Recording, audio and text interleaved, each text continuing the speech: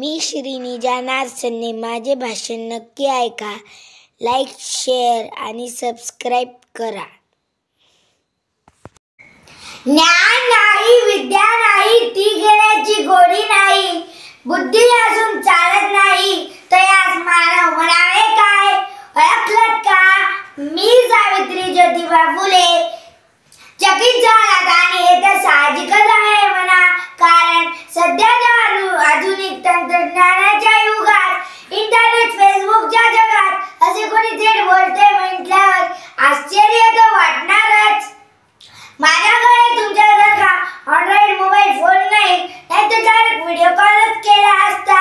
आता तरी ओळखलात का? मी सावित्री ज्योतिबा फुले. सातारा जिल्ह्यातील खंडाळा तालुक्यातील खंडोजी नेवासे पाटलांची मी कन्या. अवघ्या 9व्या वर्षी माझे लग्न ज्योतिराव फुले या माणसाशी झाले आणि हळूहळू मला कळायला लागले की ज्या माणसाशी माझे लग्न झाले तो एक सर्वसाधारण माणूस नाही, तर जगाला ऊर्जा देणारा एक क्रांती सूर्यच आहे.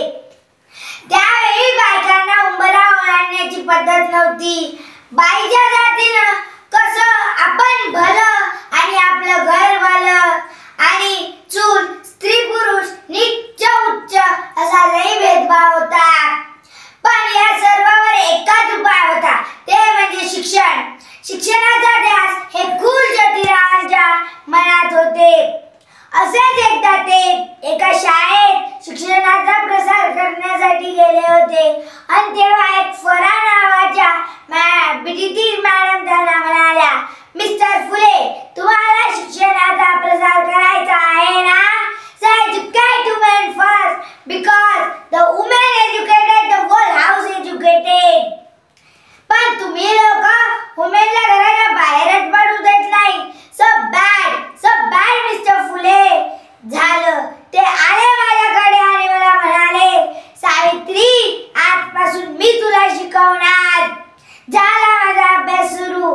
बेकबे, बेदुनी 4, बेत्रिक 6, काना, मात्रा, वेलांटी, उकार, आकार, सार मी लिहायला वाचायला शिकले आणि बघता बघता काव्य सुद्धा लिहायला शिकले.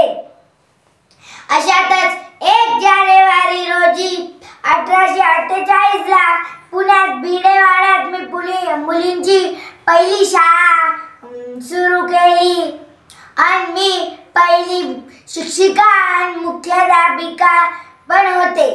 शेर्पटासारखे जगलात तर काम तमाम होईल.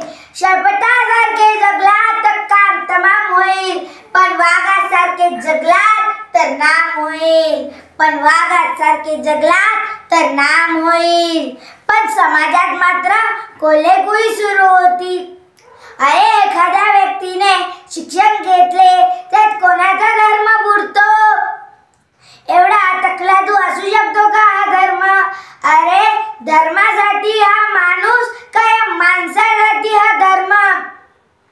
मी शाळेत जात असताना लोक माझ्यावर दगडे फेकू लागले, शेण फेकू लागले, शिव्या देऊ लागले, थुकूही लागले, तरी मी ते सगळं सहन केलं. पण आता माझ्या सहनशक्तीचा अंत झाला आणि तेवढ्यातच धतिंगड आला आणि मला म्हणाला, ए चिवडे, कुठे निघालीस? आधी आमच्या लेकीबाईंना शिकवणे बंद कर.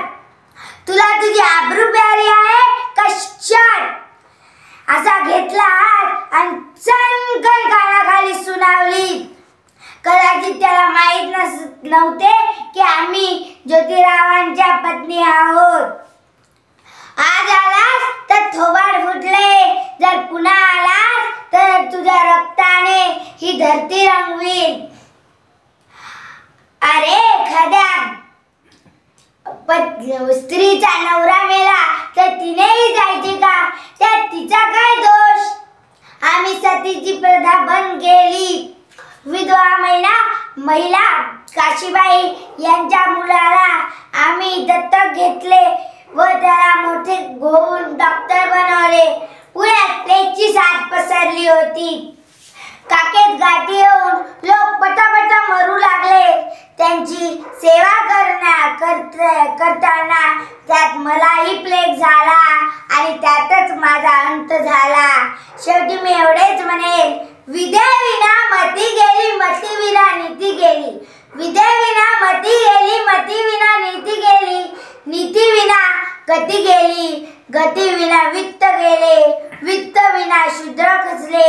इतके अनर्थ का विद्येने केले, इतके अनर्थ का विद्येने केले. एक मुलगा शिकला तर तो एकटाच शहाणा होतो. एक मुलगा शिकला तर तो एकटाच शहाणा होतो. आणि एक मुलगी शिकली तर ती संपूर्ण घराला शहाणी करते. एक मुलगी शिकली तर ती संपूर्ण घराला शहाणी करते. म्हणूनच म्हणते, मुलींना शिकवा आणि भारत घडवा. धन्यवाद. जय हिंद, जय भारत.